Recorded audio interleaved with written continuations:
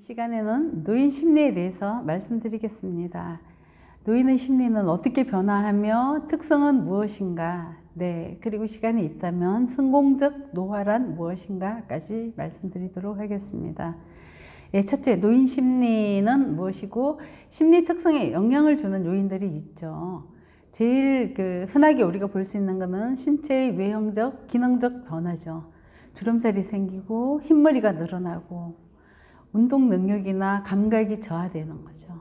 그리고 어느 능력이 조금 떨어지고 문제 해결 능력이 떨어지면 인지 기능과 감각 기능이 떨어지게 되는 거고요.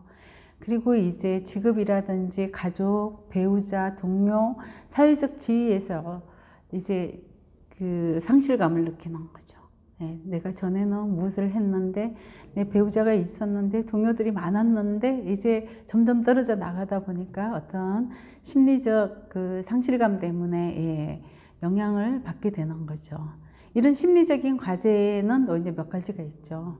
상실과 비애.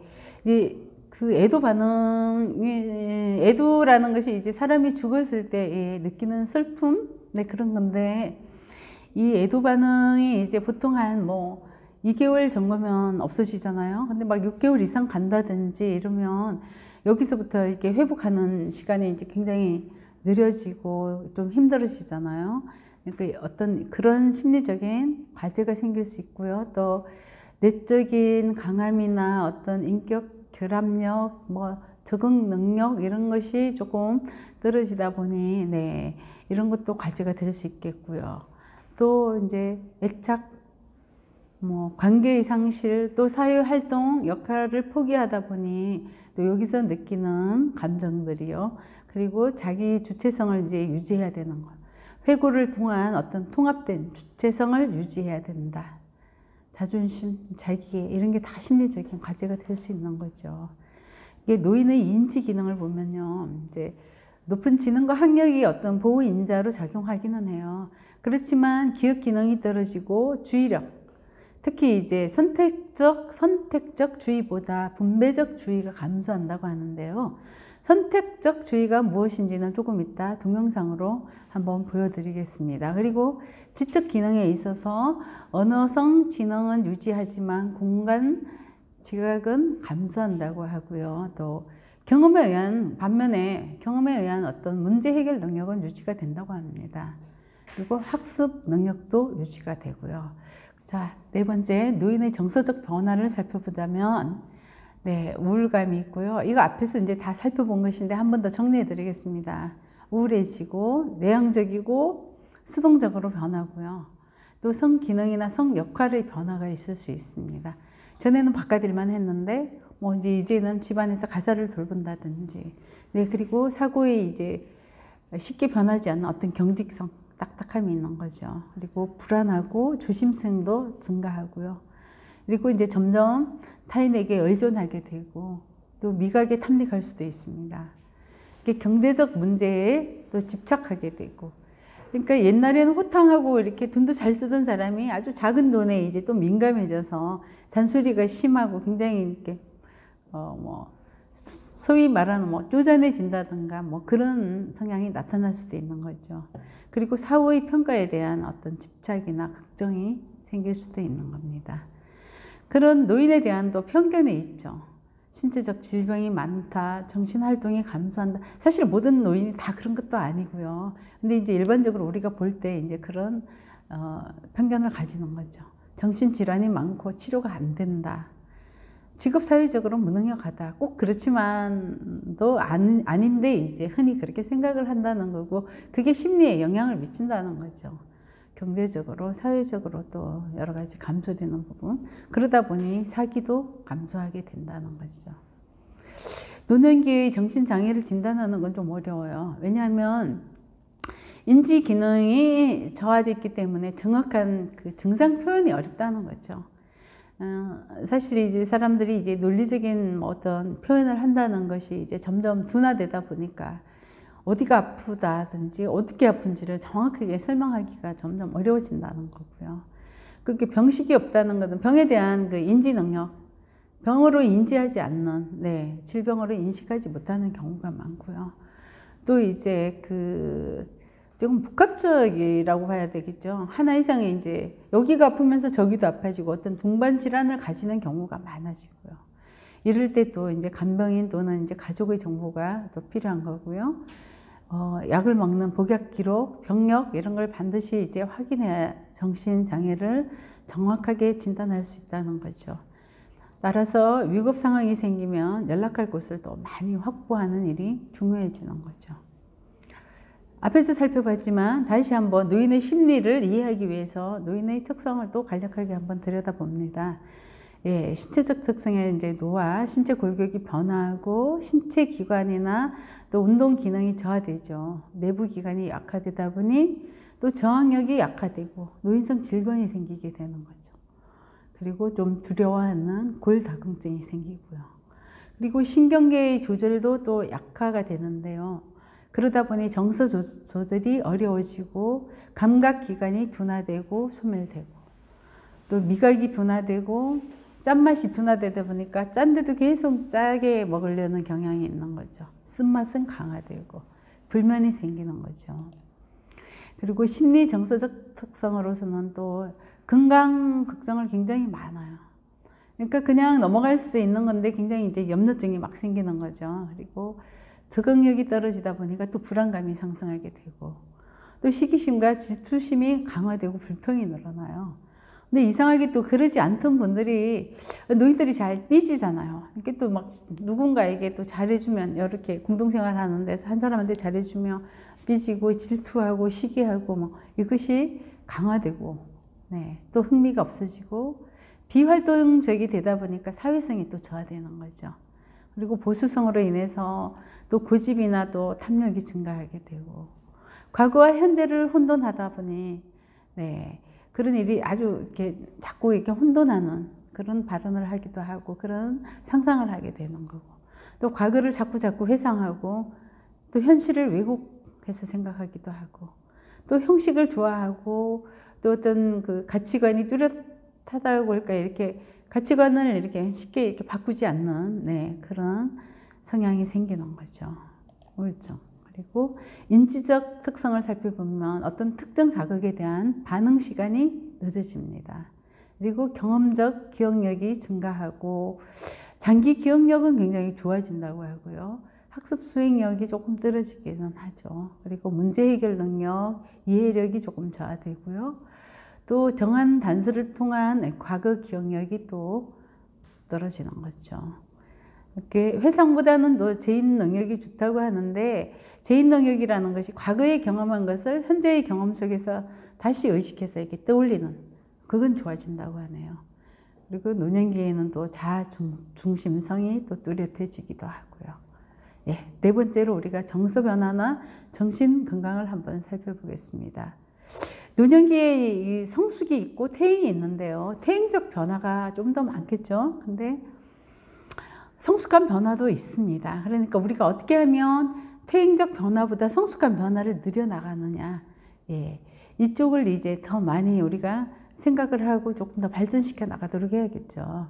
퇴행적 변화라면 어떤 이제 내향성, 수동성, 의존성, 그리고 경직성과 조심성이 증가해서 새로운 모험이나 도전을 하지 않게 된다. 하지만 사실은 이거는 연령보다는 개인적인 특성이 조금 더 많다고 보여집니다.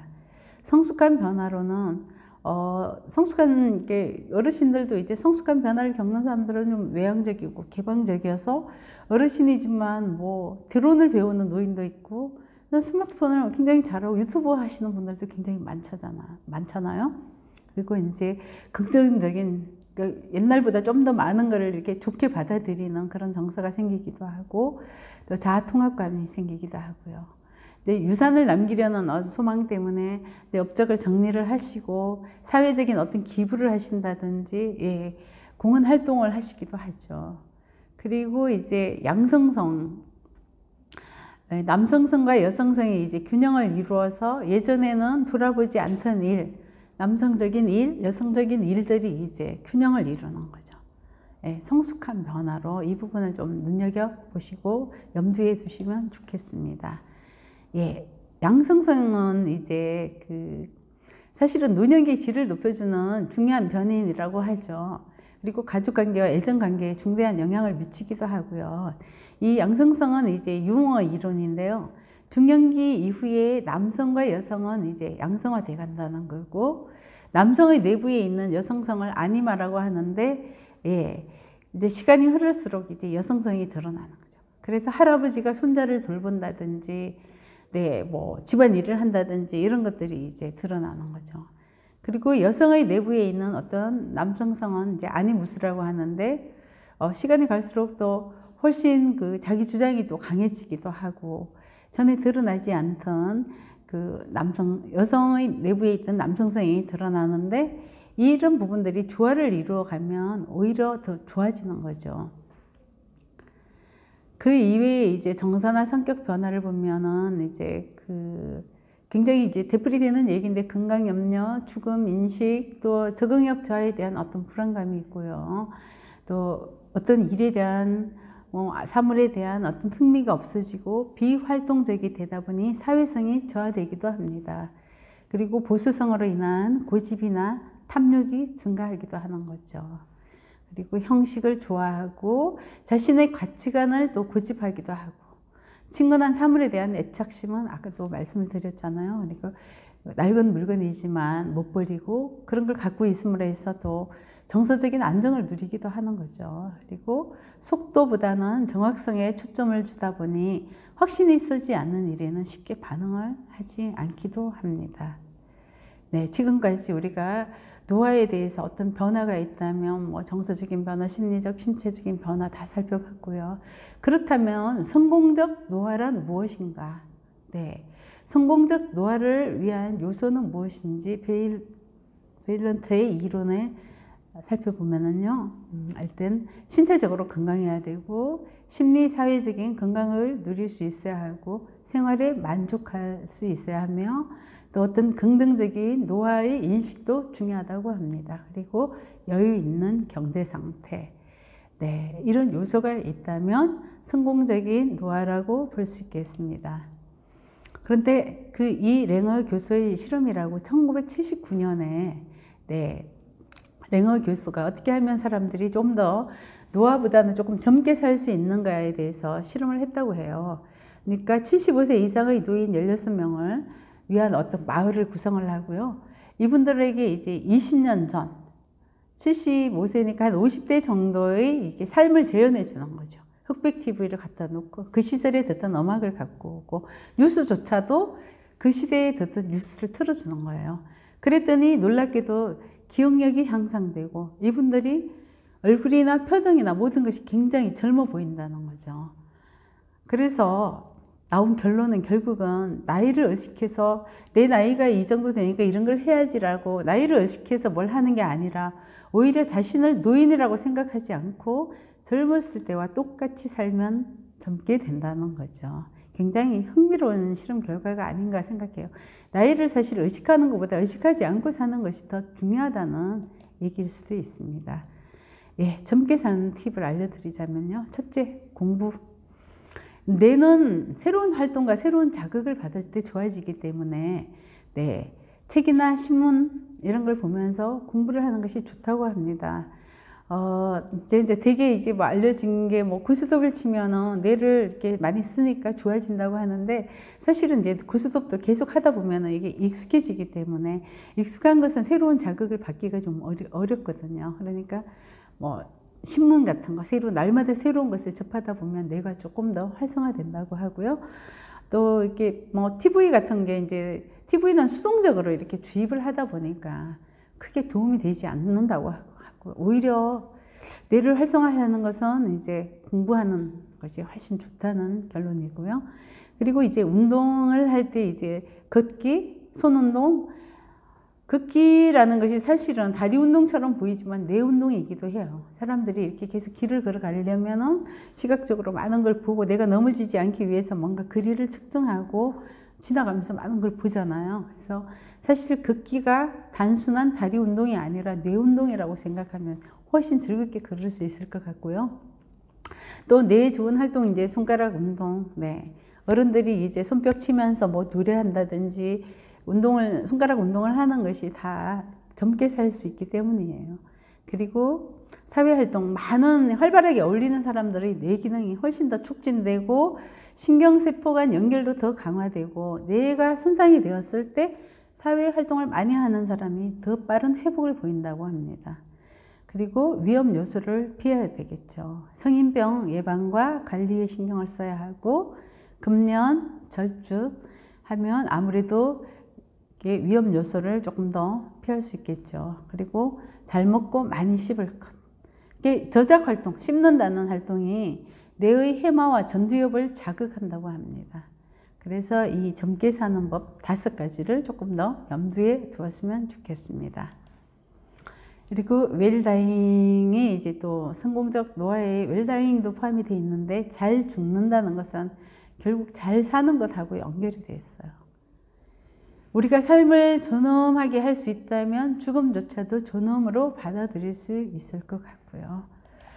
예, 이 죽음의 과정이 이제 5가지 과정이 있는데 결국은 처음에는 이제 나에게 어떤 죽음이 닥친다고 했을 때 부정합니다. 이게 당신 얼마 살지 못한다는 얘기를 들으면 사람들이 그게 오진일 거야 라고 생각하면서 오진을 기대하고 네, 이럴 때는 주변 사람들이 뭔가 이 사람들이 아픈 마음에 대해서 공감해지고 어떤 치료를 권유하는 것이 좋다고 하죠. 2번째 단계에는 이제 분노. 왜 하필 나에게 죽음이 닥치나? 굉장히 분노하죠. 이럴 때는 주변에서 어떤 인내심, 이해심을 가져주는 게 좋다고 합니다. 3단계에서는 이제 타협이죠. 아, 그럼 내가 이 정도 살 수 있으니 내가 나를 이 정도 살려주면 내가 어떻게 살겠다고 이제 스스로 이제 타협도 하고 어떤 통정을 하게 되는 단계가 있죠. 그리고 4단계에서는 이제 굉장히 우울해져서 무력감을 느끼게 되고 또 포기하게 되는데 이럴 때 주변 사람들은 당신의 삶 자체가 얼마나 존중받을 만한 것인지 이 가치를 인정해주고 이게 사랑을 보여주는 것이 중요하다고 하죠. 그러다가 이제 5단계에 이르면은 이제 죽음을 받아들이고 수용을 하게 되고 이렇게 담담하게 정리하게 되는 이게 죽음의 5가지 단계라고 합니다. 예.